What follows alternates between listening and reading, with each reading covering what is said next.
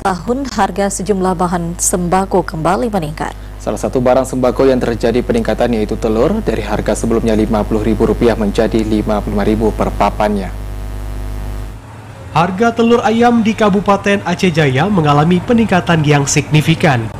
Akibatnya, sejumlah pembeli sangat mengeluhkan terhadap harga telur yang mengalami kenaikan. Kenaikan harga telur tersebut di sejumlah pasar di Aceh Jaya terjadi sejak 1 pekan terakhir. Saat ini untuk harga jual telur mencapai Rp55.000 per papan yang sebelumnya hanya Rp50.000. Kenaikan harga ini disebabkan harga beli dari distributor yang mengalami peningkatan. Selain itu, hal ini diduga karena menjelang Natal dan Tahun Baru di mana permintaan telur mengalami peningkatan.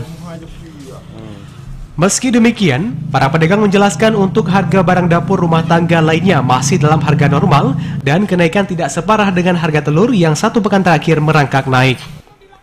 Salah seorang pembeli, Desi, mengungkapkan kenaikan harga telur sangat dikeluhkan oleh para warga, terutama para ibu rumah tangga. Menurutnya, dengan kenaikan harga tersebut, selaku masyarakat sangat keberatan, apalagi dengan pendapatan yang pas-pasan. Telur itu adalah pokok utama, Pak, ya.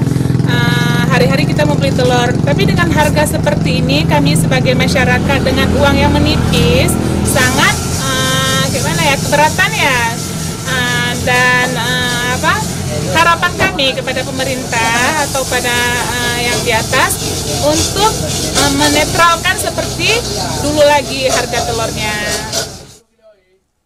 Sementara itu, salah seorang pedagang, Taufik, menjelaskan sejauh ini untuk harga barang sembako yang mengalami kenaikan hanya telur saja. Sementara untuk harga barang lainnya belum terjadi peningkatan.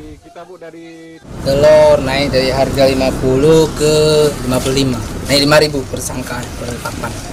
Itu terjadi kapan? 4 hari yang lalu udah naik. Stoknya lancar, cuma harganya naik. Dirinya juga menambahkan, untuk harga telur kemungkinan akan kembali naik. Hal ini dikarenakan meningkatnya permintaan dari masyarakat. Dari Aceh Jaya, Musliadi, TVRI Aceh melaporkan.